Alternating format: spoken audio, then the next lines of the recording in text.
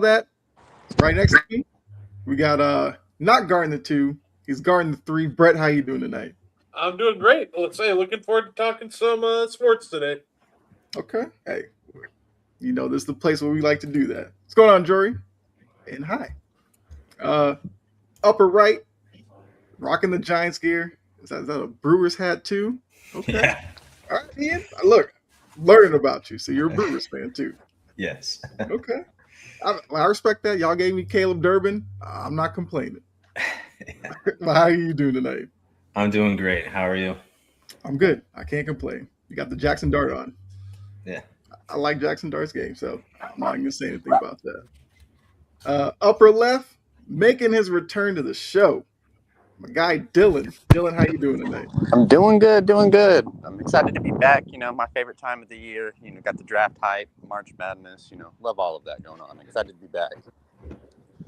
Absolutely. Yeah, look, anybody who's ever tuned into the show before, they understand. Dylan loves this stuff, and March Madness as well. So we'll touch on that a little bit more probably next week. Right next to me, got a special guest on the show.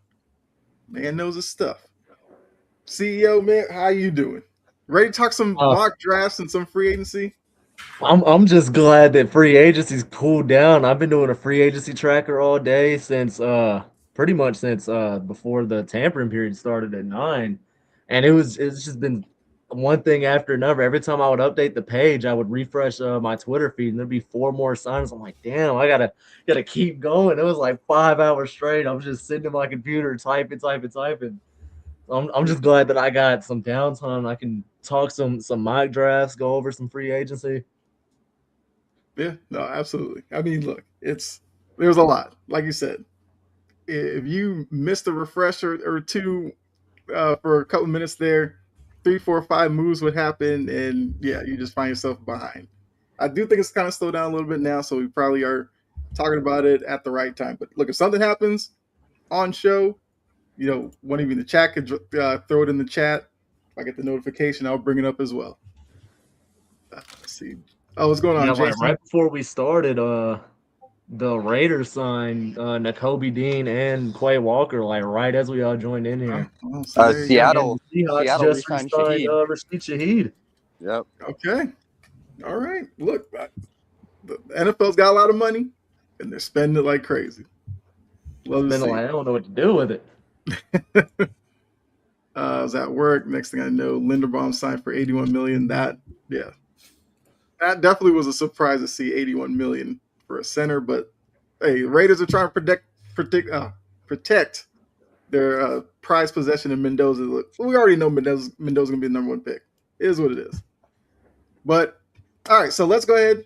Let's look at a mock draft. Have some fun with it. I got the Athletic pulled.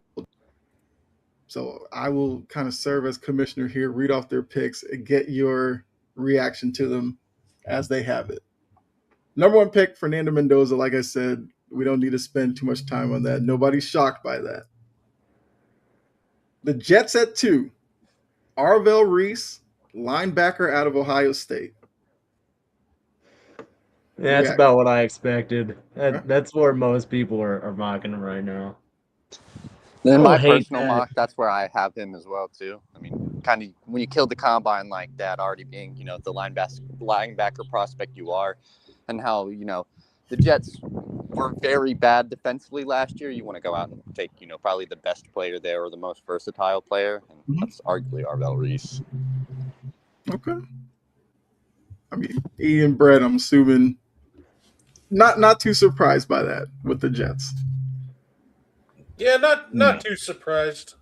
I could definitely see them going maybe like Ruben Bain here, but it feels like they got to go defense with this pick. Yeah, with all the edges they signed today, it's making it feel like that's opening it up for Reese to start him at linebacker, learn a little bit from Mario Davis, and then like gradually move to edge, kind of like how Micah Parsons did. That's what I think is the most ideal thing for him. I would like him at the Jets at 2. Like talent-wise, it feels just a tad rich for me, but I don't hate that fit at all. It's not too bad to start. 2 picks in, we don't hate it yet. Okay, that's fine. Cardinals at 3. David Bailey, edge Yeah, out of we've Texas. already fallen off the rails. All right, so I mean, what's your issue with David Bailey? My biggest issue with David Bailey is that like a lot of what he was doing in college doesn't really feel that translatable to me. Like I don't think he's gonna be getting a lot of like these like tee off opportunities. And he's not that really good against the run. Like he doesn't have very good bend. He's not that flexible in his torso and things. And like he's not necessarily weak, but he's also not very big. He's only like 250. So like whenever he's in the run game, he can get pretty I want to say pounded necessarily, but it's hard for him to hold his ground. Like instead of resetting the line of scrimmage at 1 yard behind the line, he's getting pushed back a yard or two, and he'll still make tackles and get stops every now and then. But like it's small things that like I feel like a 2 yard tackle he's making in college is going to be like a 5 yard tackle in the NFL, or just getting completely blown off his spot more often. I think he projects closer to like a DPR to start, and as he gets stronger, maybe he can become a 3 down lineman. For me, he's more like a late first, early second guy. And like in my most recent mock, I got him going like 14, just because the Raiders need an edge, and he does have some pass rushing juice. But I don't know, 3 just feels a little rich, especially when like Ruben Bain and Sonny Styles are still on the board. Just more talented guys, in my opinion. I mean, does anybody else want to jump in? Thoughts on I mean, I Bailey? agree, especially with Cardinals? Arizona not being in a position to really afford, a project guy, a potential guy. They're not really that team to also build those type of players as of late. You think you might want to go with someone who would be a little more surefire, someone who could just juice up that team right away, and that would be someone like a Ruben Bain.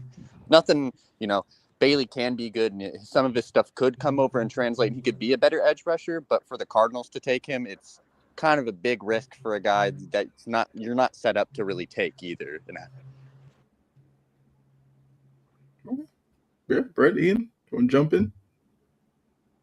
I mean, I could even see them taking like Caleb Downs here too. Caleb Downs wouldn't be a bad pick for them either. I mean, they're getting older at safety too, and he can kind of fill in at linebacker too a little bit and kind of drop down to be like a nickel. So it wouldn't be bad for Caleb to go here either. But I mean, Ruben Baines, Caleb, either one of those two would have been a better pick than David Bailey. Okay. Let's see. All right, so 4, Tennessee Titans, Sonny Styles, linebacker out of Ohio State.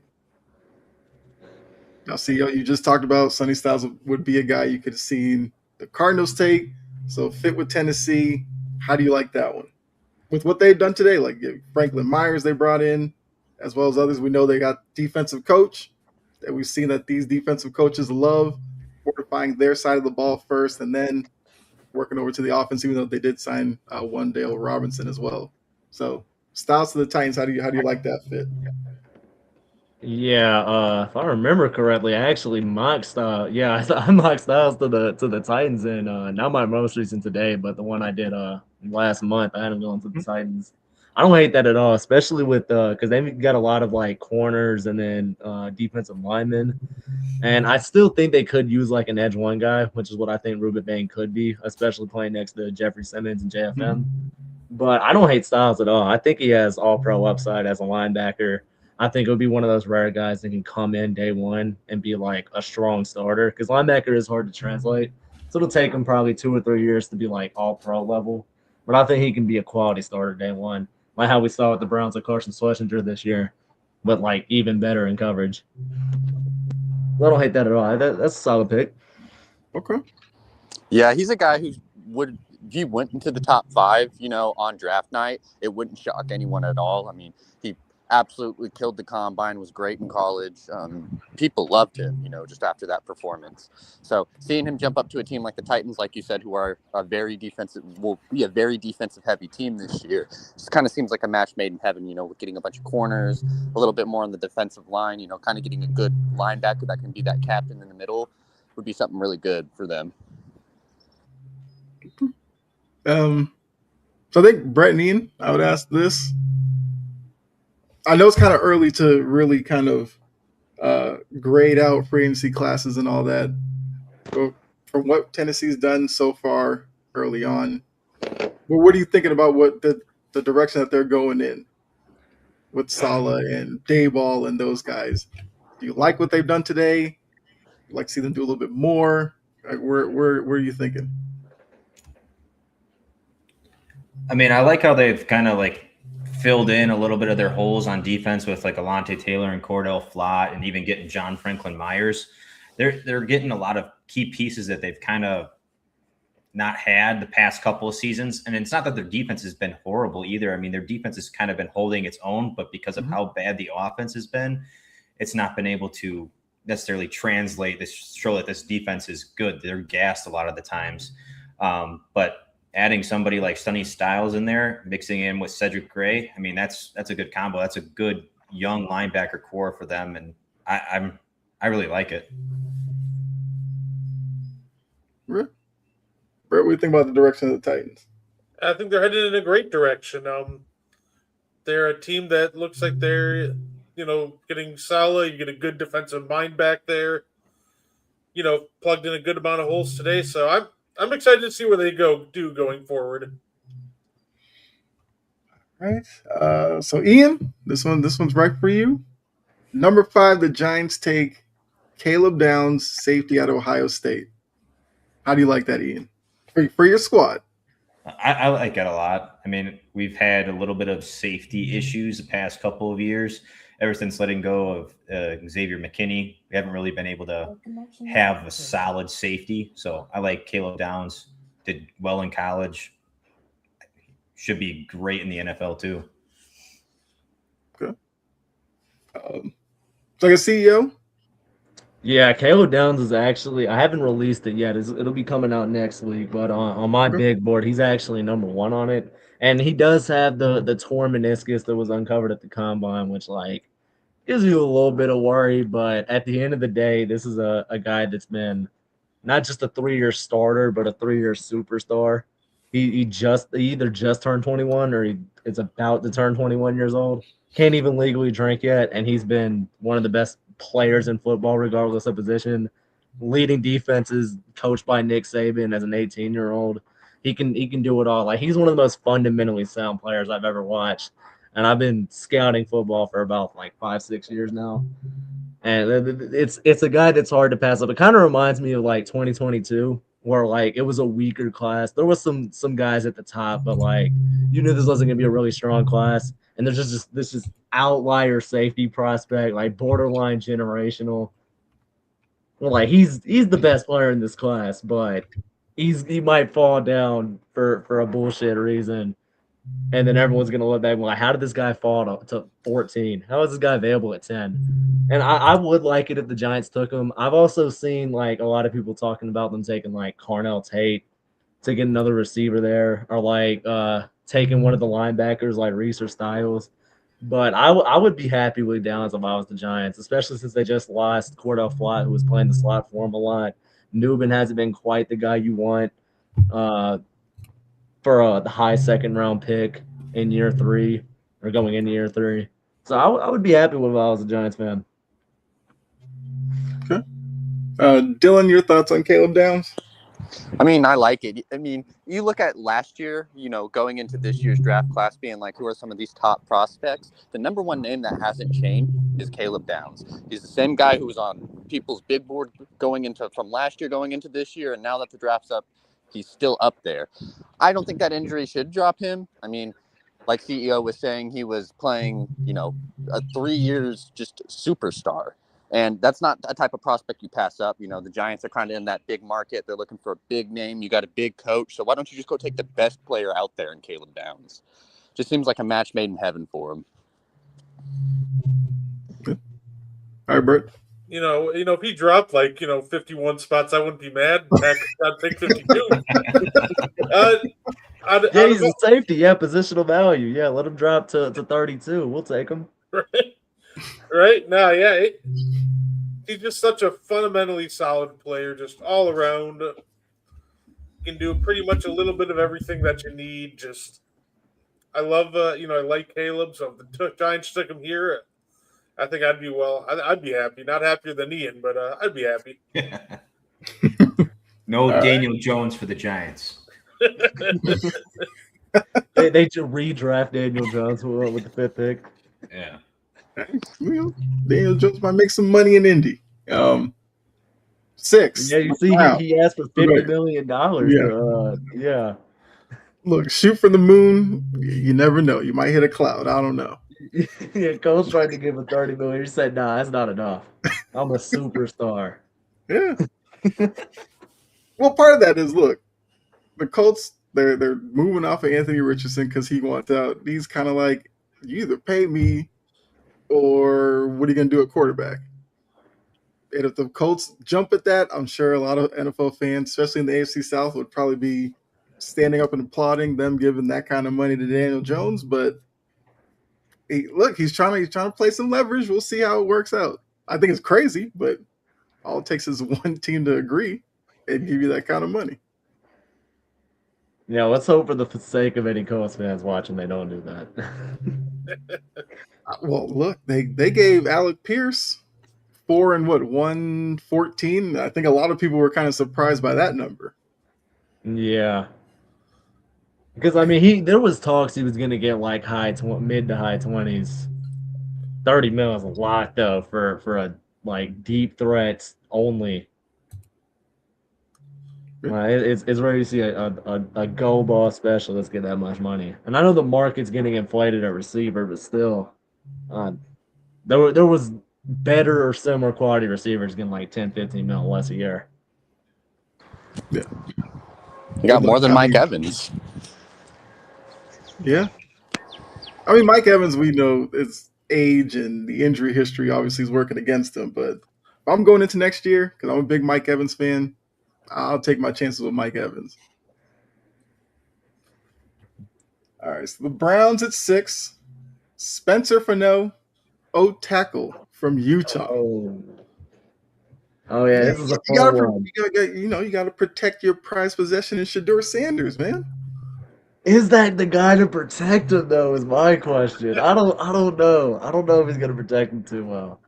You got to watch what you say now. There's Browns fans in the chat. They'll be listening carefully because they are all bought in to Shedeur Sanders. They don't want no Dylan Gabriel. Get that Deshaun Watson guy off my team. It's about Shedeur Sanders. Yeah, I agree. Give Shedeur a year. See if he's the guy. There's no harm in it. He either sucks and you draft a quarterback next year, or he's good and you don't have to worry about quarterback. This is low risk, high reward. But sounds like you wouldn't let Deshaun Watson even compete for the job. I wouldn't let him in my facility probably. I don't know. They just got to keep him around for what, 2 more years, and they can banish him. They can exile him to St. Yeah, basically, I think this year for sure. I think next year they could move off of him. Might be a little bit hard, but I think next year is probably the year that they finally do it. Yeah, because I saw like if they tried to move off of him this year, the dead cap's still like over 100 million. I think if they try to move off of him next year, even it's still like a crazy number, like 80 mil or something like that. I think after 27 is when they have to move off of him, going into 28. Dolphins are eating like 99 million on Tua, so Which we'll talk about. Yeah, but they have more cap room though. Yeah, no, that's true. I'd say might as well get out of that as much dead cap as you can if you're not going anywhere. Right. Smart. Yeah. I mean, the tackle, whatever. I feel like you got to obviously get the offensive line straight. And like I said, I think the biggest question for the Browns is who do they want at quarterback and who are they going to actually kind of go down the road of acting like is the starting quarterback. I still think the Deshaun Watson stuff is weird that they're making it seem like if he's healthy, he'll compete for it, even though he's not going to be there long term. So it's almost like, are you wasting your time in doing that? What? I mean, I assume you at least give him a chance because their investment. Competition never hurts, That's true. Yeah. Hey, look, you know what we need to do? We need to do it already. We'll trade the Browns Anthony Richardson, even more competition. Let's create the most mid quarterback room of all time. Worse than mid. That's an all-time stinker right there. Let's see. All right, so 7. The Washington Commanders. Ruben Bain, edge out of Miami. Honestly, I think that might be a steal at 7. That seems like a Dan Quinn kind of pick.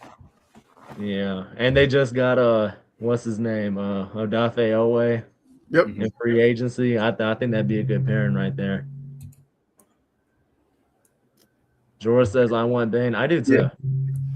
So she's a Titans fan. Which you did say you wouldn't mind seeing Bane to the Titans. So Jordan, if you did miss it, they have the Titans taking Sonny Styles from Ohio State, the linebacker. Let's see. All right, so 8, Jeremiah Love, running back Notre Dame to the Saints. That was definitely made before the free agency got heating up. Yeah. Because, I swear everybody assumed that was the absolute perfect spot for Jeremiah Love. But like I said, a lot of stuff's gone on. Yeah, probably not going to happen like that again. But I don't know. Like, what are your thoughts on taking running backs in the top 10? Running backs matter, baby. I think that not enough running backs get drafted high enough. Ashton Genty should have went top 3 last year. I'm drawing, but I'll say this: Love is gonna be in my top 10 on my board. But like when I'm going through and I'm looking at like each team at each pick, especially now that the Saints and Chiefs just threw big bags at running backs, the only team that could realistically take him in the top 10 would be either the Titans at 4 and the Commanders at 8. And like, yeah, the Titans, I guess, could take him, but at the same time, that still feels a little rich, even just for like his talent level, not even considering the fact he's a running back. And then you got to consider that he is a running back. And like, wouldn't you rather just get like a number 1 receiver like Tyson or Tate to, or even Lemon to help out Cam Ward? Because it obviously they don't have like a great running back room, and I also don't think it's bad enough that you need to take a running back at 4. So here's a question from the Titans fan: Is he better than Tony Pollard? Probably, but Tony Pollard's been effective for them the past couple of years. So, I guess if you're the Titans, you would feel okay with another year of Pollard, and if you had to get a running back later, probably. Yeah, go get Lacey, what's his name, Mark Fletcher or Ahmad Hardy next year, because those will all be first round level backs. But is he better than Tony Pollard? Probably. Like he'll probably be better next year than Tony Pollard will be. But at the same time, you got to consider like the opportunity cost. Well, would it be better to have Love, who will probably be like the 12th, 13th best running back in the league next year, versus Pollard, who will be like the 22nd best back? Or would you rather have Sony Styles, who'll be like a top 15 linebacker, or Caleb Downs, who will probably be a top 5 safety, or Arvell Reese, who will be able to play linebacker and edge, which would be really valuable on the Titans. So, I mean, like, if they took Love, I wouldn't, like, hate on the pick endlessly. Like, I would kind of understand it, but at the same time, if you want to take Jeremiah Love, I would recommend trading down. Because, like I said, no one else in the top 10 is really going to take him, and I doubt very many people are going to want to trade up for a running back. Not in this day and age. She said now that Arden Key is gone, she'd rather have the linebacker edge player. Yeah, that's fair, but I mean, they did just sign a few edges. Like JFM's pretty much replacing Arden Key. They both do a similar role of being like edge rushers that play in the interior on pass rushing downs. That are like versatile pass rushers that like aren't that good in the run. And JFM's been in the run game anyway. So I mean, like, I would also still want to take like an edge rusher just because they don't have a number 1 guy yet.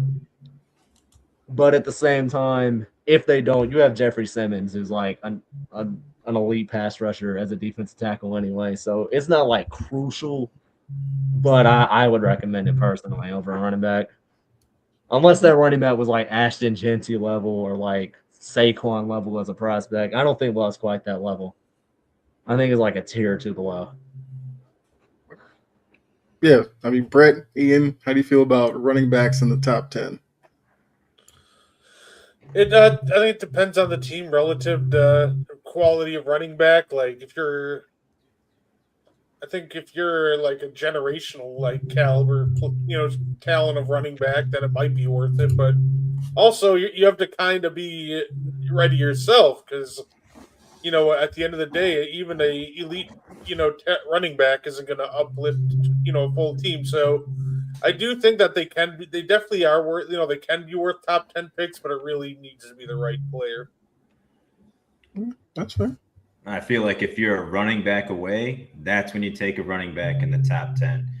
Otherwise, if you don't, you have to prioritize that guy to build around, and you have to be able to stay put with it. That's something that the Giants didn't do, and we kept with Daniel Jones versus keeping Saquon, and that kind of sent us back a couple of years. So if you're going to take a running back that high, you've got to be able to prioritize him, make sure that, you're building around him, you get an O-line, you get a quarterback that's okay with not having the ball in his hands 20, 30 downs of play. I mean, it's got to be a priority for them, and that's unfortunately the issue, and the longevity too. So that's another reason why taking a running back in the top 10 is kind of risky. It's got to be a need now.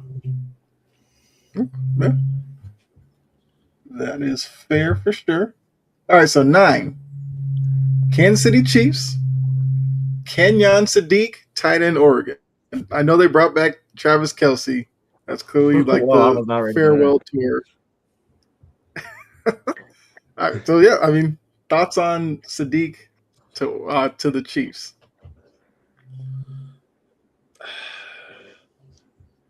Top 10 tight ends, always. If you would have said Sadiq at 29, I'd be like, yeah, I like that. That's a good pick. Kelce were what, 9 though? They don't even have a wide receiver 1. I was gonna say, I feel like almost maybe if you're gonna go offensive weapon, you go Carnell Tate if he's still around. I don't think anybody's called his all of the yet. top 2 receivers are still on the board in this. Yeah, probably just go top receiver at that point. Tight ends just have such a rough learning curve at the next level. Yeah, and not to mention, this is a really deep tight end class. You can get a starting level tight end in round 3. What's going on? Pacers think. Chiefs are going to try to replace McDuffie first. We know that he signed a big deal with the Rams. So throwing that out there. George said they are Rashee Rice, remember. Yeah. Ask OJ Howard how that went. Right. Well, even OJ Howard, he only went 40th, or was it was late first, early second. That'd be more similar to taking TJ Hawkinson, because he went 8th, I want to say. Yeah. And he's a fine tight end, but not really top 10 level. Same with Kyle Pitts. Most of the elite tight ends that go are usually late round fallers. And then you got guys like Brock Bowers that are just demons.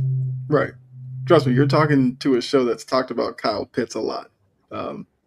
I still didn't understand why the Falcons did it, but the Falcons are going through a phase where they were doing it every year. Taking a guy at a luxury position when they needed edge rushers the whole time. So, look, and Pitts finally had a good year. Took him a couple of years. He finally had a good one, and then they franchise tagged him. It's all right. Well, based off his other years of production, this year is the type of year you'd put him in the Hall of Fame for. He was, rookie year, I think, had 1 touchdown. He's consistent. I'll give him that. Yeah, 1 touchdown every year. 3, then 4, then 5. So, yeah. What's going on, Andre? Dolphins fans are in a rude awakening with Willis. We talked about last week. We all said that's where he was going to go. Halfley's there. It makes sense.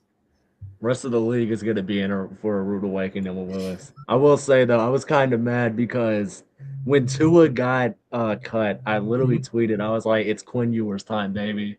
Quinn Ewers season in Miami. We're going to get a year. Because I was one of the biggest Quinn Ewers supporters last year. I had him top 50 on my board as my QB2. And then he started 2-3 games this year. And I saw flashes. I saw that potential. And he had a few picks in the Cincy game, but those weren't really his fault. He played well overall. And I was like, let's go. We're going to get a year of it. Because I was thinking that Willis was going to go to the Cardinals or the Vikings. I had heard the Dolphins with the Tua rumors. So I was like, nah, he's not going to go. It's Quinn Ewers season. I was coping a little bit. But yeah, I liked Willis to the Dolphins. I think that'll be a nice little pickup. I have a lot of stock in Malik Willis. I was pushing him over Jordan Love a lot. I was trolling, but I was also not. And I'm going to be proven right this year. All right, Malik Willis, buy stock in him right now. I'm about to say with that statement, you're probably gonna get some wrath from Brett because on the show, Brett, Ian, and I we talk about Jordan Love a lot because of kind of the conversations around him, especially this year, where it seemed like a lot of people are starting to doubt his ability. And I'm a fan of Jordan Love. Obviously, Brett is as a Packers fan, and Ian obviously looks at Jordan Love as a good young quarterback. I don't understand where all this is coming from, but hey, the NFL media they love to kind of pick on certain players. Jory said, "I'm very proud of Malik Willis." Me too. I mean, last season he definitely earned that money with the win over Baltimore. As soon as he got that, he knew he was going to cash in. So, yeah, good for him. Rounding out the top 10, Cincinnati Bengals. Mansour Delaney, cornerback, LSU. I don't hate that. I was mocking Delane to the Bengals for a good little bit, but I've changed my opinion. I did some thinking on Delane because usually I'm a guy I like players that produce a lot, or not necessarily produce, but guys that are just good early and then maintain that. Like if a guy is good like as a freshman or a sophomore, and then has a down year as a junior or something like that, I'll usually give them more grace. And I'm usually lower in the opposite direction too. Like if a guy is kind of mid their first 2 years and then breaks out in year three, especially now with the transfer portal where like they can just switch situations. LSU's known for like developing DBs very well. And it's like this could be a Linsanity run. It could be a Mickey Mouse season. Because like I even went back in 24 to Lame while I was watching my Castellanos, and I was like, yeah, this 24 version of him is like a 4th-round pick at best. But you watch him in 25, and it's like this is a top 10 worthy pick. And like he has concerns like with the measurements. He's a little small. He has T-Rex arms, which can be overcome, but that does hurt you, especially as like a man corner.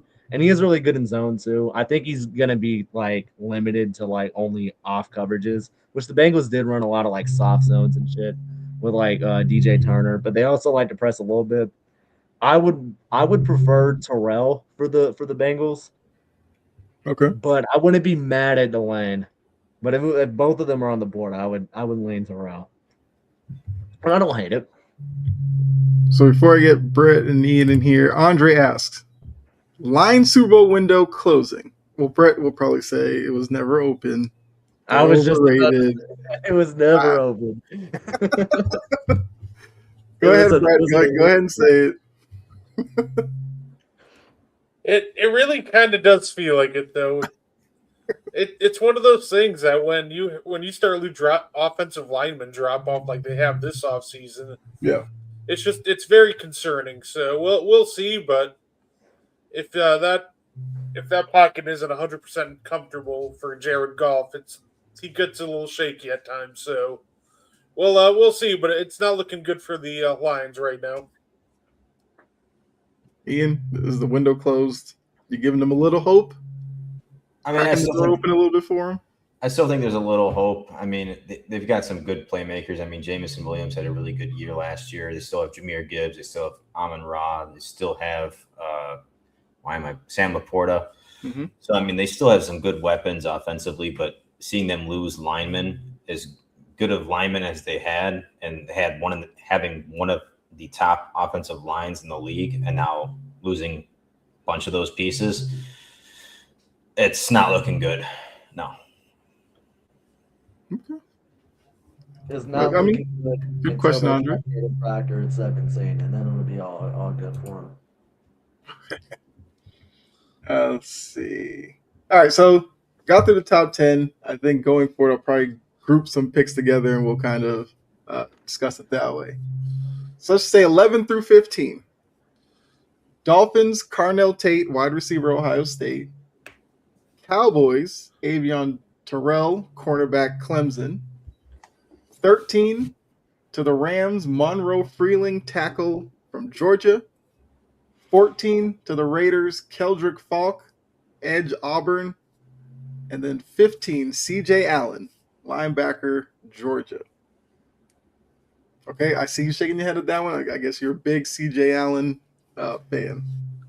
Whenever it comes out that a 20-year-old is calling plays for a defense that's coached by one of the best defensive minds in the sport, Okay. That guy's good at football. That guy's not going to have a learning curve in the NFL. And CJ Allen is also a really good athlete. He does have some issues like disengaging blocks. He's not very strong. He's almost like a big safety playing linebacker. But like he has good coverage abilities. He's good like recognizing plays. He's good in like when he's playing runaway. He's good at like shuffle stacking. He's good at like fitting gaps. Sometimes he might overplay it a little bit. He's not bad in space or anything. It's just like it's small issues mainly. Like when you're comparing him to like Sony Styles is like the guy, like that's like the staple linebacker prospect. So it's good to like compare. Like he's smaller, he's weaker, he's probably still a little bit less athletic. That's just because Styles is a demon. But like he still has those athletic traits you want from a modern day linebacker. He's also good in coverage. He's almost like a discount Sonny Styles in a way, and that is a first round prospect. I have a mid first round grade on him, which in this class damn near gives you a top 10 grade. Mm-hmm. And I've been mocking him in the early to mid first all year. He's one of the linebackers I like a lot. Any picks in that range? Brett, Ian, catch your eye. I know Brett, you were just talking about Carnell Tate. So to the Dolphins, what do you think?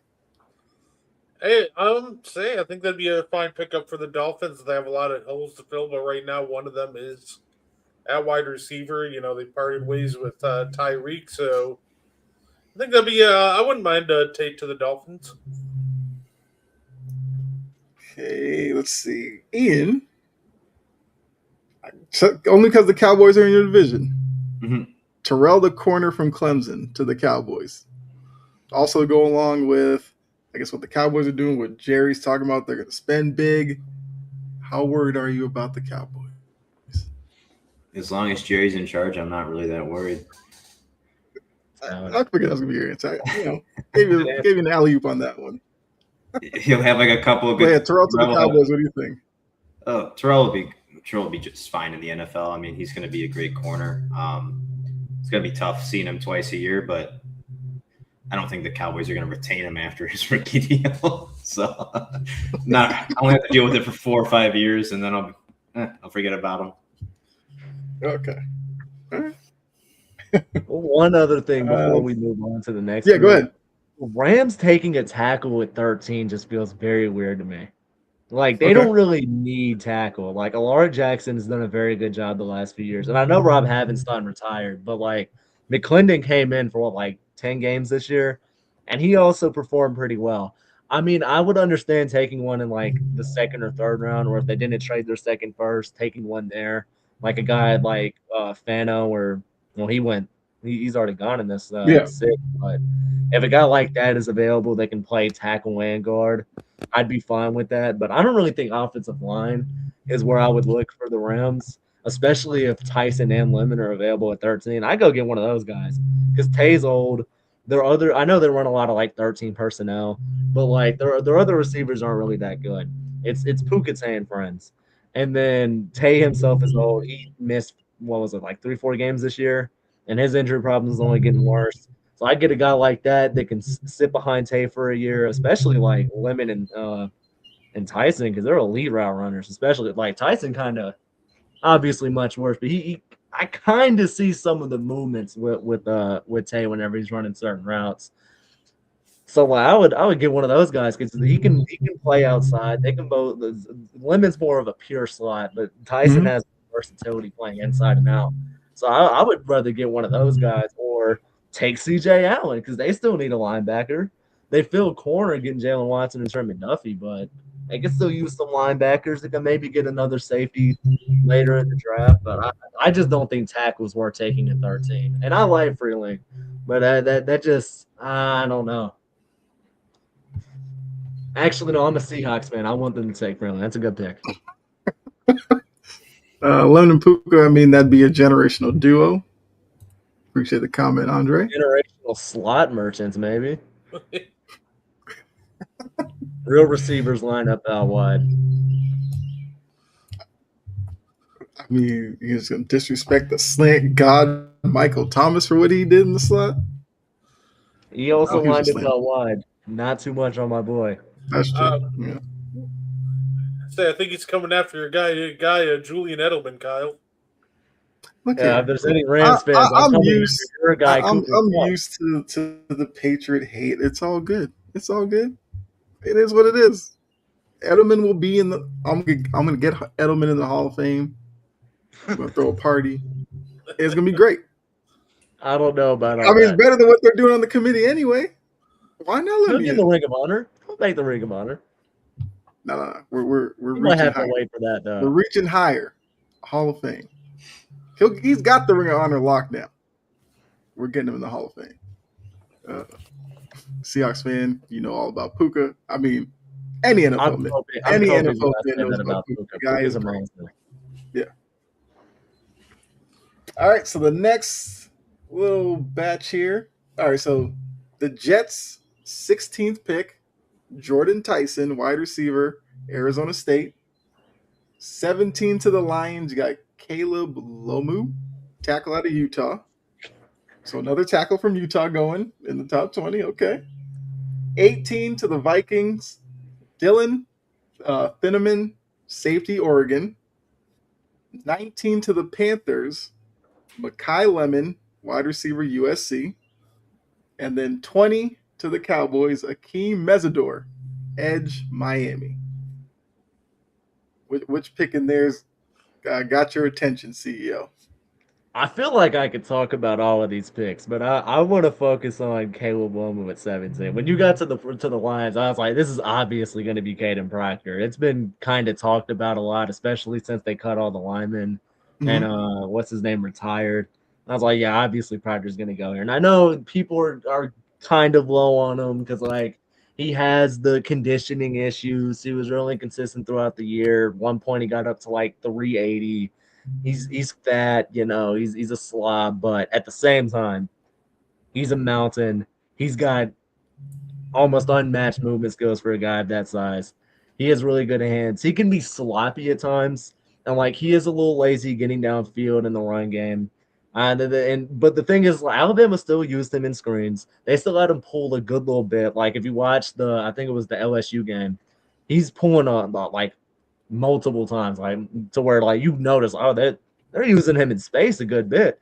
They're running a lot of screens to Jeremy and Brooks, and that kind of shows he's not like your average Orlando Brown style tackle where he's just gonna do straight sets and he's just gonna down block all game. Like he has different movement, and that's why like he's the guy I've been talking about the Browns taking at 6. I know he won't go that high because of like the way he's being looked at. Like teams know they can get him lower, so they're not going to reach on him. But like just talent wise, I don't think there's a better offensive lineman in this draft. And with Caleb Lomo, he's the guy that like when my top 50 comes out later this week, I wasn't even really thinking about him. My issue with Lomo is that he's not really that big. Like he's like below average size for a tackle. He's got good movement skills, but like he's very weak. He has bad hand placement. He's consistently tall and wide with his hands. He's constantly shoulder punching and hugging. And I just think that he's a developmental project at best. Like he's probably gonna have to move into guard. Although a team will probably try him at tackle at first, and I think it's just gonna look ugly. And I don't think that's the guy you would want on a team like the Lions who's trying to win now, especially because they have so many holes in the line. Well, I would rather get because Malago is still on the board too, isn't he? Did I not say him? Yeah, he is on the board. Yep. Yeah, and that's the guy that's getting taught to go 3 to the Cardinals, and he's a guy that I would if I'm gonna have a tackle guard, like, swing start, I would much rather have Nalgoa, 'cause he's strong. His hands are so violent. He has really good placement. He's not as good in space, which is why I think he might have to move to guard, but, Mhm. like, he has solid feet. He's not, like, the best athlete, but it's also not so bad that you can't play him at tackle. He has decent, arm length. He's a big guy. He's a little bolder, and he's not short. He's 6'5" and a half, 6'6". And it like whenever I'm watching him compared to Lomu, it's just like this looks more like an NFL tackle playing, and then Lomu looks more like a solid college guy that's like a career backup in the NFL that maybe starts for 1 year, and then he's on a slideshow 20 years from now. Okay. Let's see. Well, I mean, Brett, you're probably loving the fact that the Lions are apparently throwing away a pick here. But I'm asking you about Thieneman from the Vikings, another team you love so much. What do you think about Thieneman in Florida's defense? They obviously need to replace Harrison Smith. So I guess, what do you think about the fit there with the Vikings at 18? Yeah, I think it's actually think it's a solid pick, especially for Minnesota. Just it's always tough with them because they definitely need a quarterback, but you don't want to go reaching here. So I think getting more pieces for your defensive scheme is good. Say a lot to pick up on trying to learn under Flores, but overall I like it. Let's see, Ian. What are your thoughts on Jordan Tyson to the Jets at 16? I like Jordan Tyson. Does have a little bit of injury issues, but I do feel like he has a lot of flash, and he is very good when he is healthy. I don't necessarily know how well this is going to pan out for the Jets because of their quarterback situation. Mm-hmm. He's a great talent, but I don't know how I feel about them taking a wide receiver when they don't necessarily have a solid QB option. Granted, yes, you're going to want to have a room that's good, a wide receiver room that's good for a QB to flourish, but I don't know if this is necessarily the move for them to make right now, as they don't have a QB that's going to make the correct throws and going to be able to carry them even with a talented wide receiver room. So, I mean, I agree with you. Look, until the Jets get a quarterback, I'm not worried about them. Until Woody Johnson dies, I'm not worried about the Jets. Look, Woody Johnson's adapting, okay? He's using Madden. Using Madden ratings to sign He's players. tapped in. He's not. He's adapting to the times. Yeah. Madden knows. Yeah, exactly. We Yeah, play I it all the trust him. time. There's nothing wrong with the game. The ratings are perfect. He's on the right track, okay? Let Woody cook. Or his grandson, whoever's giving him the information. We know he's not playing. He's playing franchise and downloading the next draft rosters to see how people are rating them, and then he's going to base his draft off of that. Woody's out there just draft classes. Yeah. Woody's out looking there for this guy playing online. He's online number one player, just acting as just a normal guy. It's Woody Johnson. Yeah. I drafted this guy named Charles Demmings. He's an 82 overall in this draft class. I'm gonna take him at 2. Yeah, that's a steal. Why is no one talking about this guy? Look at his Madden rating. Exactly. Let's see. I was looking to see if there was anything else that happened. Okay, there's a couple of deals. So take a break here just to get your thoughts on some. I'm trying to see what's the big ones here, though. Okay, so, well, Ian, this one's for you. Mm-hmm. Isaiah Hodgins re-signed with the Giants. I'm sure you're throwing a parade. Yeah. He's got sure hands. I don't have an issue with him. Yeah. That's a solid wide receiver 3. Wide receiver 4. Yeah. Reed Blankenship, 3-year deal to the Texans. Oh, that's a good pickup. Okay. Kendrick Bourne to the Cardinals. So the Niners lose another wide receiver. I feel like they'll be all right. Yeah, that's just Braxton typical. Jones back to the Bears on a 1-year deal. Let's see. Quincy Williams to the Browns. Well, they agreed to terms there. That's their Devin Bush replacement. It doesn't really matter who your linebackers are when you have that front four. Even Miles Garrett, the rest of them will just fall in line. Right. Yeah. Just don't be like noticeably bad, and you'll be fine.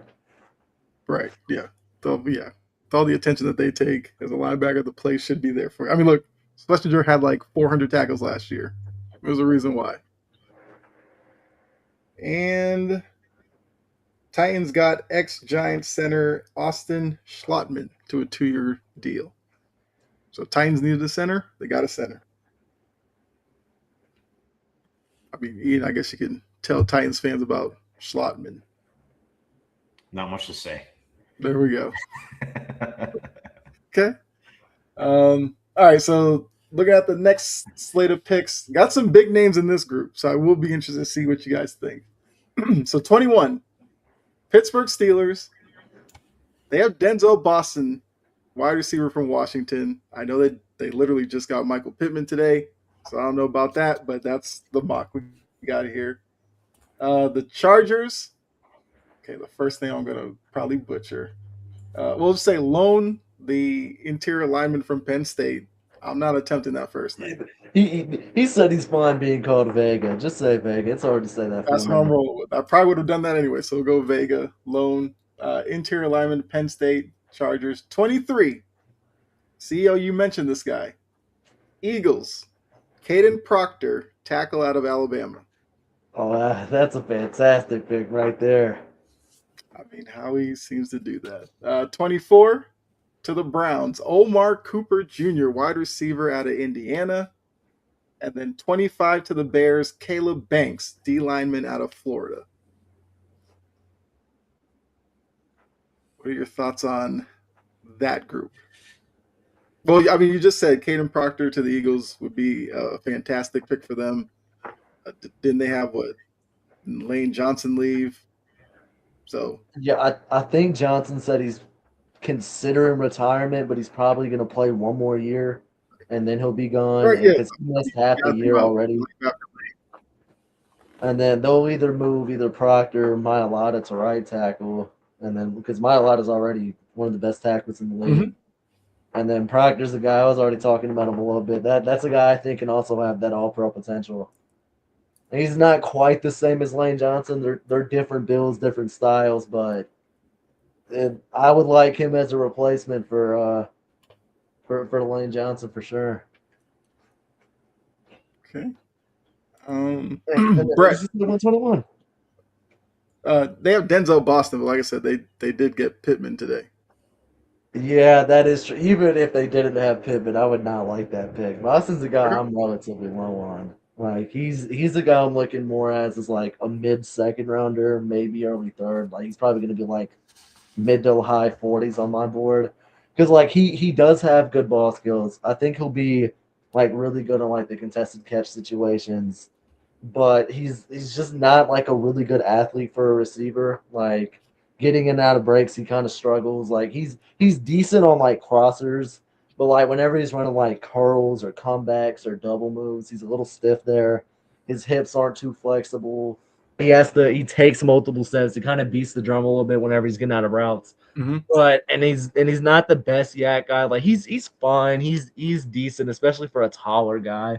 But it's not much of a talking point. It's not something that like you're really gonna like be drafting him for. The main thing you want with him is those ball skills. Like in the Michigan game, he ran a double move post, and then Williams throws the ball behind him, and he mosses the DB, catching it like this, turning his back. It wasn't crazy body. It's weird for like a guy that's like it's hard for him to get in and out of breaks. He makes some crazy body angles on some catches.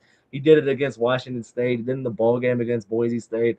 Like I do think he'll be a solid deep threat just because he makes 50-50 balls, 70-30 balls for the offense, which is a good thing to have. But at the same time, that's something that's like it's limited. It's something that you want from a top end guy, but it can't be the only thing you have. Like that's something that like George Pickens was even struggling with early in his career where like he's best hands in the league, one of the best jump ball guys, but like wasn't really good after the catch, not a very good separator. And then he put it together this year, but that's also a better prospect than Denzel Boston anyway. But like I would have rather had, especially now with Michael Pittman, I'd rather have like Omar Cooper or Jeremy Bernard or my guy Zachariah Branch, but I know we're not going to hear him in this. That's a guy I'm hella high on. Yeah. But it could be worse. You could take Caleb Lomo. So it's not the worst pick so far. I mean, when you said all that, all I can think is sounds like a guy Aaron Rodgers probably freezes out 4 weeks in. Yeah, something like that. Okay. So Brett, I'm asking you, Omar Cooper to the Browns. I feel like we talked about the Browns already, but look, Omar Cooper, we saw make that crazy catch. Went up, got his feet down the back of the end zone. So he obviously has good body control and everything like that. Would he automatically walk in to Cleveland and probably be the number one guy? I know they have Jerry Jeudy, but If Judy stops hating his life, then no, but probably will. Oh, Bray, you're muted. Say like probably ends up being the number one, but it might take him a couple weeks. I don't know. Maybe I'm just hating on Jerry Jeudy too much, but I think he would win it in relatively short order. Okay. Let's see. In the Proctor pick, since once again that's your division. Mm-hmm. How much would you hate to see Caden Proctor in Philly green? See, the thing that I hate about the Eagles is that they always tend to be like really like late first round picks, and they always find some guy that's just falls into their lap. That's a perfect fit for their system.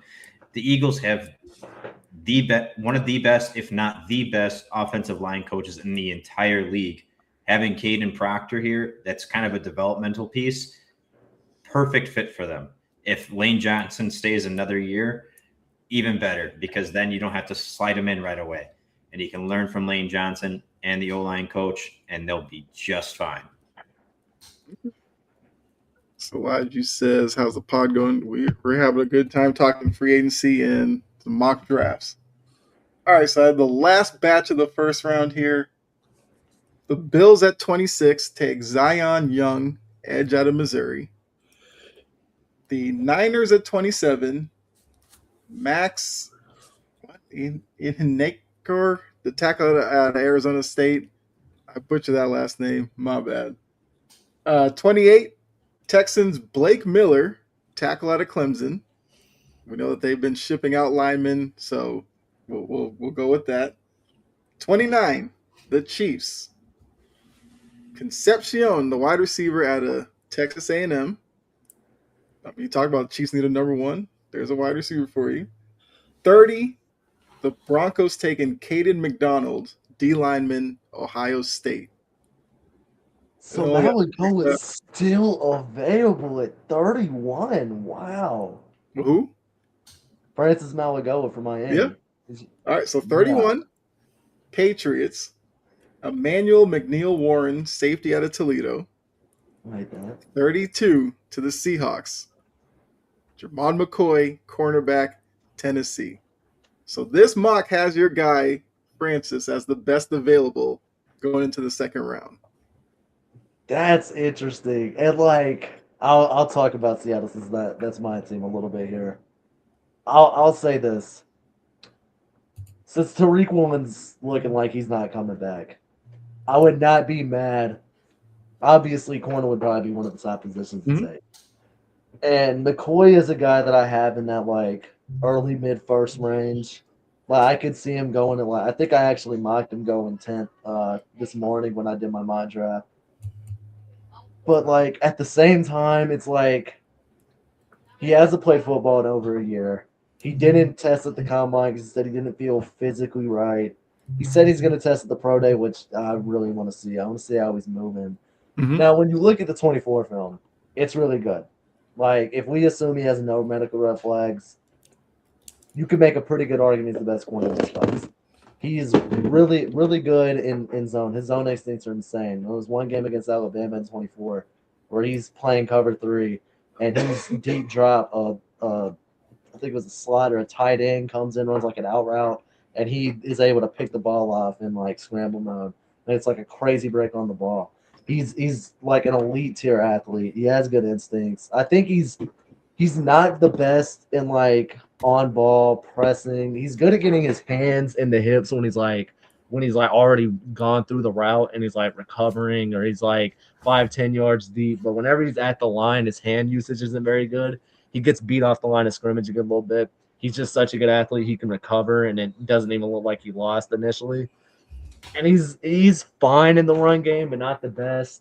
So it at 32, I'd be fine with it because I mean at that late, you can get the high upside guy. We have two solid. Witherspoon's pretty good, and then Joby's a solid CB2.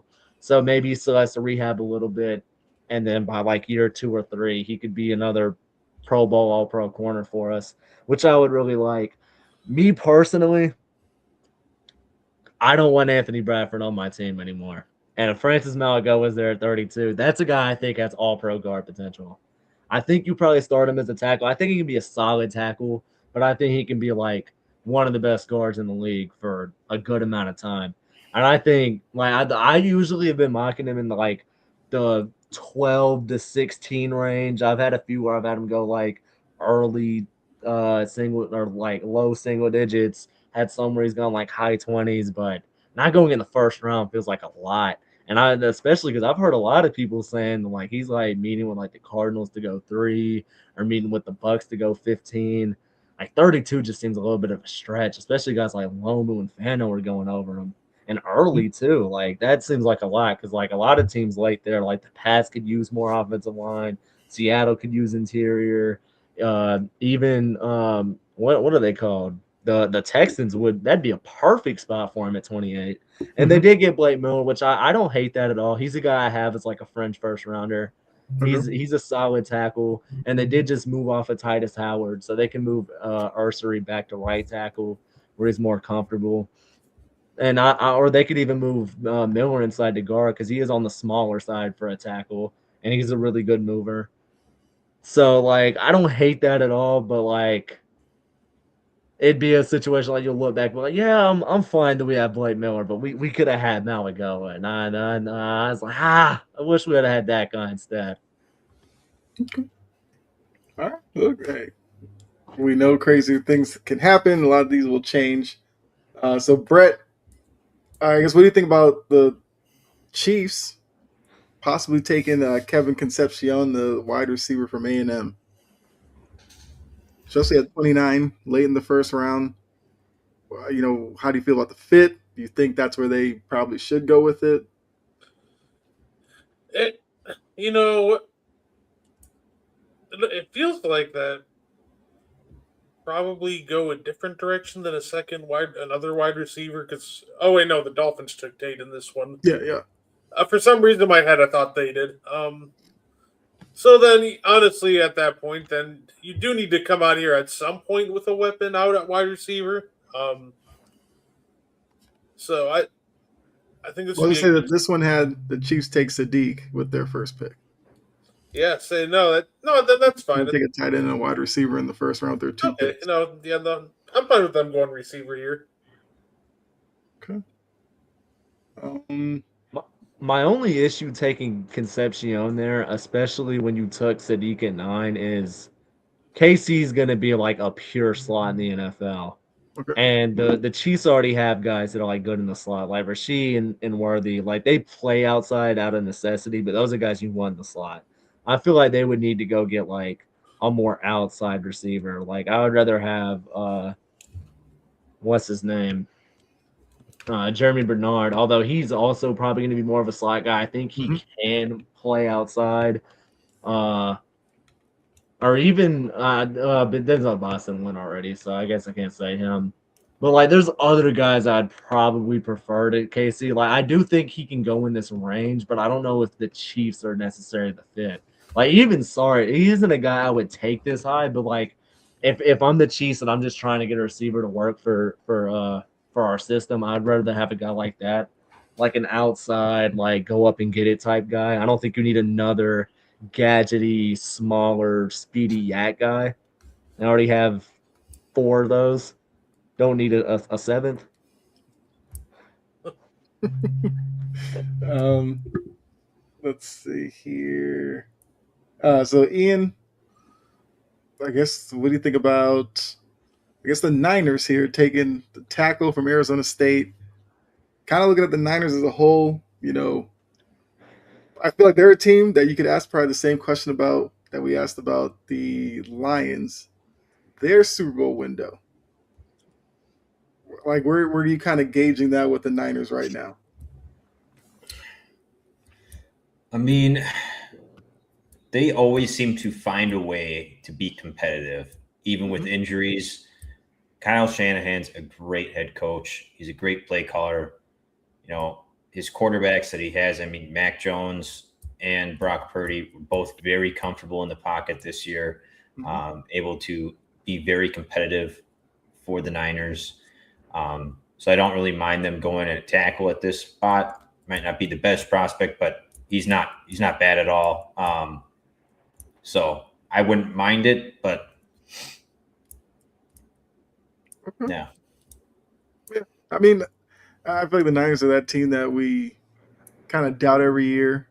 In most years, they kind of find their way there at the end. But I guess for this comment here, so Live Juice, the mock draft had Denzel Boston. CEO wasn't a fan of that. I guess remind Live Juice if you were picking there for the Steelers at 21, who would you take? Who would I take for the Steelers? Yeah, because we not like I said, you didn't like the Denzel Boston pick, but who would you take at 21?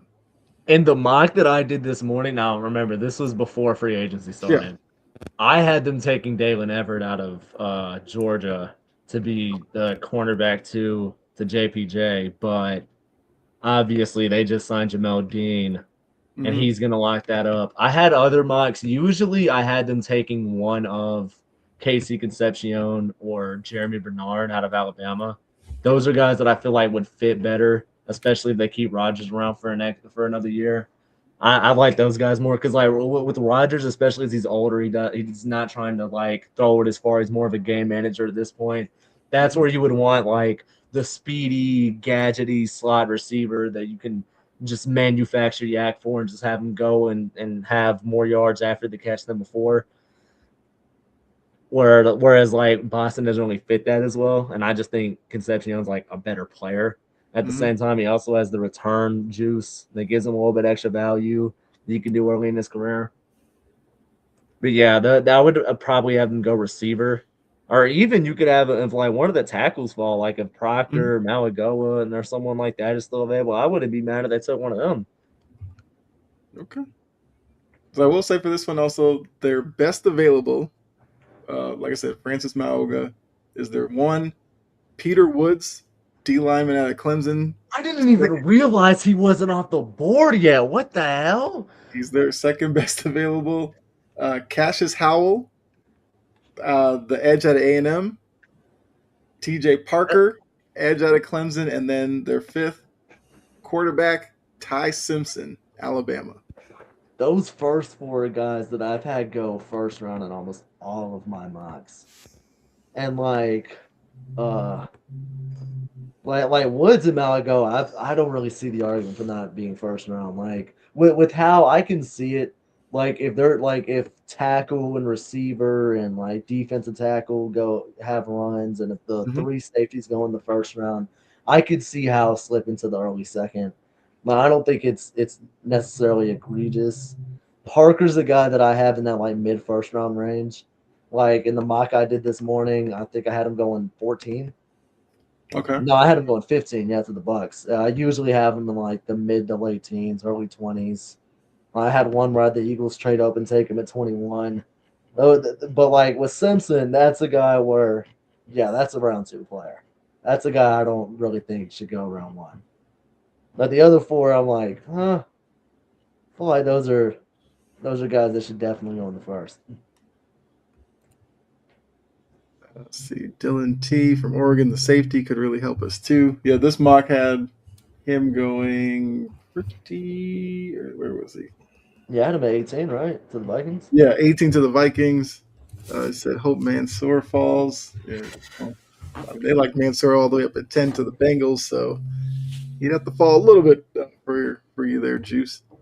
But I guess with that mock down, I do want to ask this question. Looking at the free agency day one, who's a team that you think it's kind of hard to go winners losers on the first day, but whose free agency are you really liking right now? Not calling them a winner, but you like the day that they've had so far. I'll say this: I don't care how much you pay him. When you get the best player in free agency, and he is the biggest need on your team, and he directly helps the guy you picked 6 overall last year. I don't really care that you're paying him $10 million more a year than the second highest paid player, even though he's a lot better at football.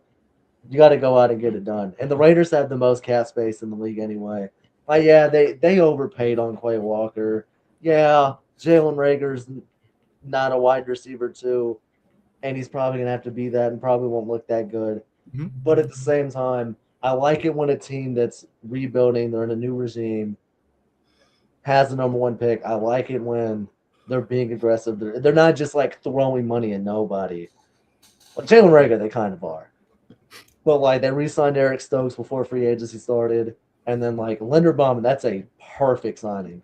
Like, could not have a better fit. Like their offensive line is gonna look night and day because they only had one good offensive lineman, and that was Jackson Powers Johnson playing right guard.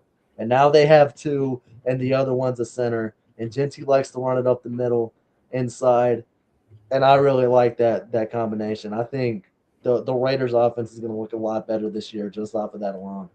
And then they also made, like, I'm a big N'Kobe Dean guy. They Mm-hmm. got him for 3 years, $12 million a year. I think that we could look back at that deal by the time he's up for an extension and be like, how did they get him for that much, for that small of a contract? Okay. So that they would be an early winner for me. Okay. Yeah, because Juice is saying he likes what the Raiders are doing. He's also looking at the 49ers and what they've done. Brett Ian? 49ers would be on my losers list for sure. You paid a 33-year-old coming off of broken collarbones at $60 million. That is like Mike Evans 49ers just sounds like the next slideshow of washed athletes. Go ahead and put them on there. And as a Seahawks fan, I love it. Best signing of the day. A+. 10 out of 10. Would not recommend. Brett Ian, I guess, a team or a signing, we'll kind of expand it to that caught your eye from today. Yeah, no, like I said, I was just gonna kind of shout out what the Raiders are doing. They're being aggressive at key important spots. Say at the end of the day, they decided to go of and beyond and get Linderbaum, and rightfully so. So I think that was a great move, and that'll just overall help. Obviously just not just Mendoza, but maybe Genty won't get killed 5 yards behind the line of scrimmage every step of the way now. Yeah, maybe he won't have more yards after contact than total yards this year. That was one of the crazy stats of the year. Could you name 15 better wide receivers for 1 year than Mike Evans? Like current Mike Evans, 15. I feel like that's what he's saying for going into next year.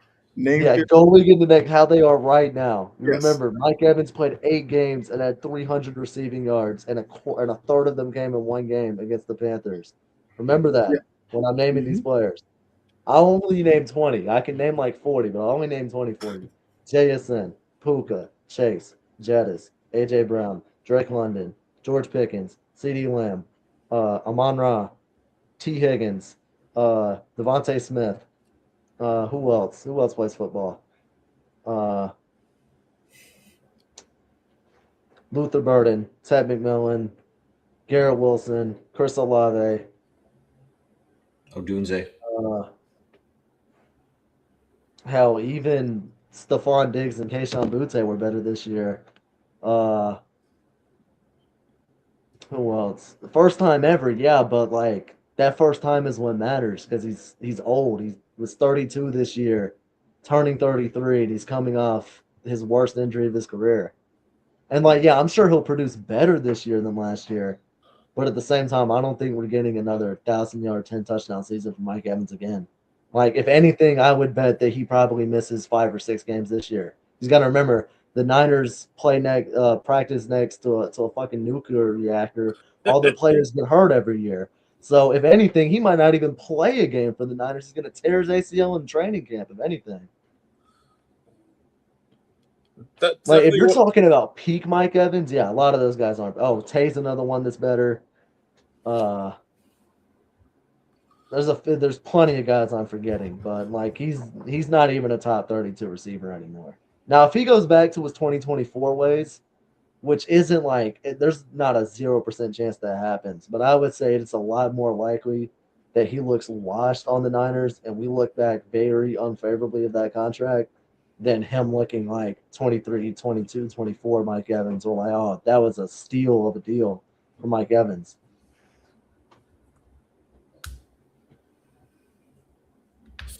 Say no, that's fair. I did find that contract interesting. I figured, especially with his age and coming off injury like he is, I didn't when I heard the reports of Mike Evans, like, oh, he might get 27. Like, I thought that was wild, and even him getting the just the 20 or 22 a year that he got, that's still pretty wild to me. Yeah, it's one of those things where like I get why they have to be aggressive because the window is closing. Your stars are getting old. There's talks they're going to trade Trent Williams. Niners fans are still calling for Shanahan's head for no reason. So it's like I get being aggressive, taking a swing on a guy that's older, coming off a down year, but he's put up 12 straight 1,000 yard seasons. So I get it. That's why like when I was doing my free agency track, and I think I graded it as like a C, because like there is a chance that he could go back to being a French top 10 receiver in the NFL. And we're like, oh wow, they got the 12th best receiver in the NFL for $10 million a year less than Alec Pierce for half as much money overall. That's a steal of a contract. Like I think that's possible, but at the same time, I think I'm going to be laughing at that contract as a Seahawks fan for the next few years. Okay. Only because we usually are about an hour and a half coming up on it. So I will say, CEO, you did your mock draft. Give us like a pick or two, maybe kind of sneaky sleeper picks that you have on your big board that people need to be paying attention to when the draft comes around. Yeah, I'll give you a pick from like each range. I'll give you like one of the top 10 picks, one of my middle round picks, one of the later picks, and then Okay. since I'm a Seahawks man, I'll tell y'all who I had us picking. Uh, Ian, you're a Giants fan. I had y'all taking Sonny Styles at 5. We talked about him a little bit. Y'all just cut Bobby Okereke. I think y'all signed Tremaine Edmonds. So Yeah, we that did. does fill that need because y'all do run a lot of like dime sets and y'all use safeties in the box a lot. So linebackers not like a huge need, but Sonny Styles plays literally everything. He has like 500 snaps at like every position that's not corner in his career. So he's a guy I think like he can probably play edge on obvious passing downs in the NFL. He's obviously a 3 down linebacker. He can play in the slot. He's an overhang guy. Hell, I'm sure if you needed him to for a little bit, he could probably go back and play deep safety because that's what he was playing at Ohio State before they moved him to linebacker because they had Caleb Downs. So I mean, there's just not much he can do. So I feel like that's a pretty easy pick when you don't need a lot of the premium positions. You have any thoughts on that? I think it's a great pick. Number 8 because we talked about him being one of the best available at day 2. Just to give you an idea of where my head has been at. Mhm. At 8, I had the Saints taking Peter Woods. Okay. Now, I know I am a little bit higher on him than the consensus. Like the consensus boards have him like low 20s, high teens. And like there's talks that he might be available like in the late first round just because defensive tackles usually don't go super high. But this is a weaker class, and Peter Woods is like the new age defensive tackle where he's on the lighter side, but he's got really good burst, very violent hands. Like in the Boston College game, he's just throwing Logan Taylor around, and that's a future NFL starter, I Mm-hmm. think, for a long time. And he's making him look like a little kid out there. He was doing the LSU game too. He was doing it against what's their name, FSU as well. Like, I think he's a really good run stopper, and he's such a good athlete as a defensive tackle that's 290 pounds. Like they were lining him up as an edge in 24, and he was still producing. He had like 8 sacks playing half his reps at edge, and he's a defensive tackle. He's a guy that I'm really high on. I think he has major upside, and with the Saints having Brissy, who's a weak run stopper and a good pass rusher, I think that'd be a good duo. I think they would work well together. And I think he's someone that just helps out that run defense a lot, which they could use. And then in the mid first round, I had sorry about that, but in the mid first round, I had the Rams taking Mekhi Lemon. I had the Buccaneers taking TJ Parker, who was another guy that didn't even go in the first round. And then I Mm-hmm. had at at 19, I had the Panthers take Keldrick Fogg. Did we hear him get drafted in that mock? Did he go? Yes, he went 14 to the Raiders. Okay, yeah, that's a fine take. I wouldn't be mad at that.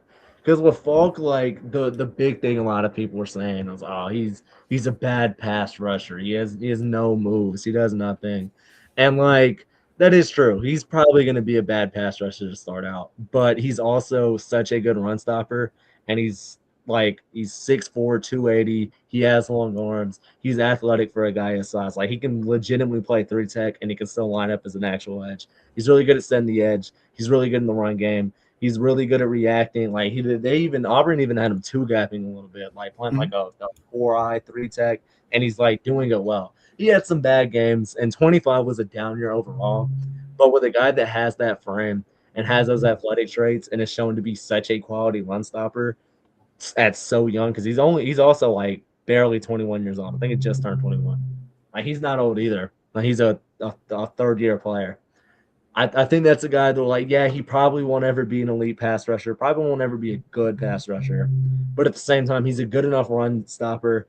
And I don't think he's going to be like a horrific, like he's just dragging down your pass rushing just so much that you can't play him.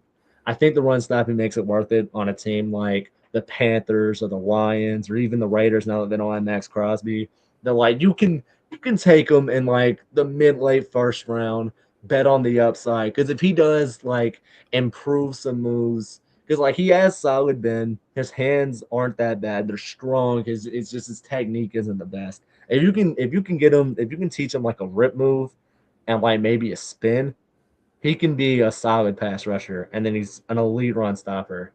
So that's a guy that I like in the mid first round. And then what else did I say? Oh yeah, and this one I had Caden Proctor going 17, but I generally have him going pretty high. And then in the late first round, I had the Browns because at 6 I had them taking Jordan Tyson. So Mm-hmm. at 24 I had them taking Monroe Freeling out of Georgia.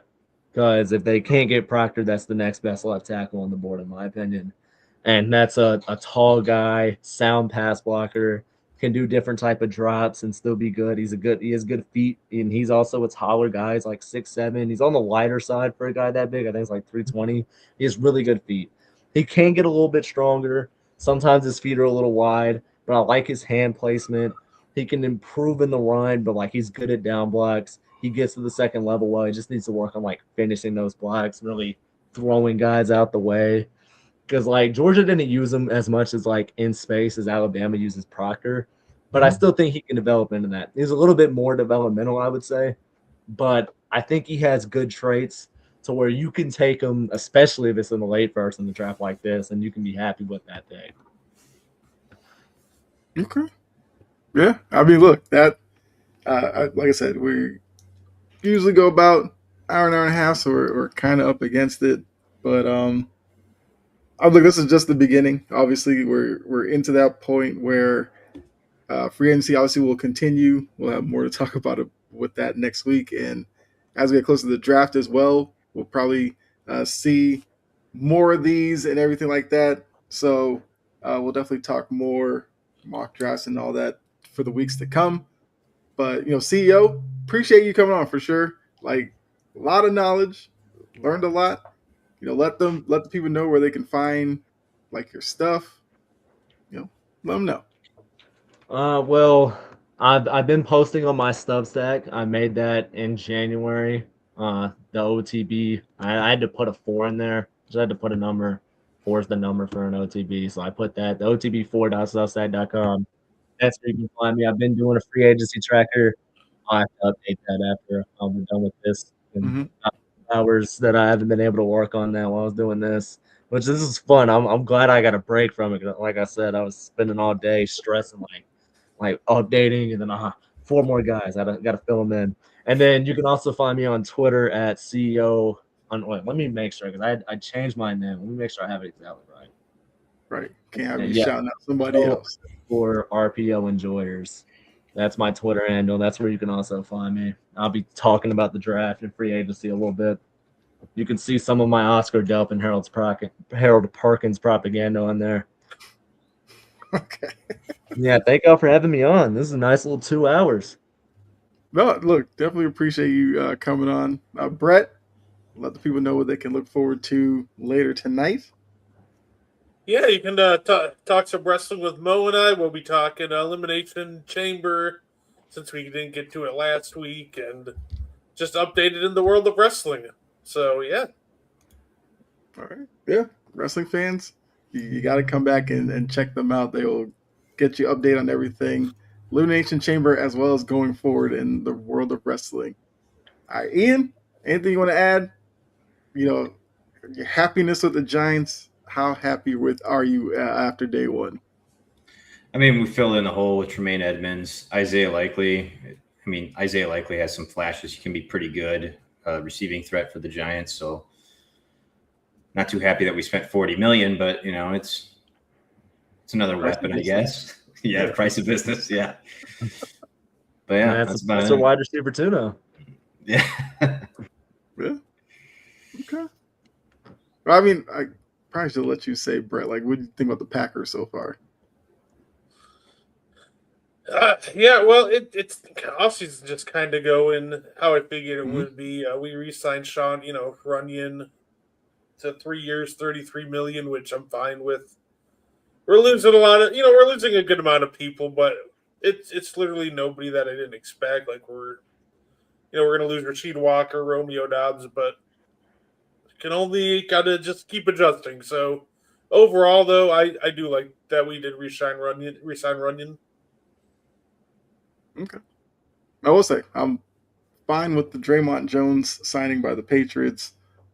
Waiting for them to do a little bit more, but I will take that for day one. And before we get out of here, a couple of signings that happened. Nothing too big, so nothing groundbreaking. Kyle Allen will be Josh Allen's backup in Buffalo. I know, get the parade scheduled. And the Giants have signed Ardarius Washington, safety. The Steelers also just signed Rico Dowdle. It's like the last running back off the market. Okay. I mean, yeah, they've been pretty active today. But yeah, so all of you tuning in, greatly appreciate it. Make sure you're back here next week. We'll talk more free agency. We'll probably get back into the NBA as well, and anything else that kind of happens across the sports world. So make sure you check out the other shows on the network, like Meaty Boys coming up after. You got Coffee and Sports in the morning. I'm back on here Friday, Passion and Precision with Jory and Key. Make sure you check us out then. That's it. That's all I got for you. So till next week, enjoy the rest of your week. We'll see you next week. All right. Bye. Oh, real quick, Juice said that he had a podcast and he was wondering if any of us would be willing to collab. I won't speak for the rest of y'all, but I'm a nomad person. I don't have my own podcast. I got to set one up. I got to do that. But yeah, I'd be down to talk some football, talk some NFL draft, maybe some free agency. be fine with me. Just hit me on my Twitter that I plugged at CEO_RPO enjoyers and let me know, and I'll be down to do that. I mean, I guess I'll say, I guess Live Juice.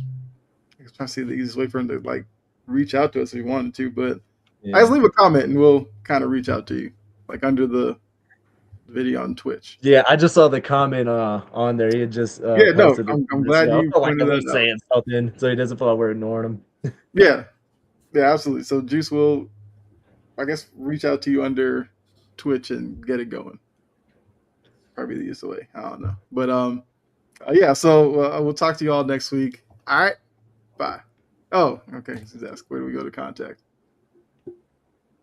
Well, so CEO, give him the Twitter again. Yeah. Yours. I'm not connected to my YouTube on here, so I can't like chat. But my Twitter handle is at all caps CEO _ all caps RPO and then capital E enjoyers, and then the rest is undercase. Yeah. And then the profile picture is a play art of an RPO. Okay, makes perfect sense. But Yeah, I had to do it. It's in the name. I mean, yeah, you got it. It's just, Or you can also go to my Substack, the otb4.substack.com, and then you can leave a chat there after you've followed me. You can also do that too if you want to contact me. Either works. I check both. What's up, yeah. okay. There you go. All right, so now, well, Juice, hopefully you're back here next week. Check us out again. But yeah, so until next week, for myself, not guarding the 2, guarding the 3, Brett, Ian, the Giants fan, and the Brewers fan. I like the Brewers, so I'm not gonna give you anything over that. I like the Brewers as well. And then CEO, appreciate you stopping by. So we're out of here. Good night. I'm happy.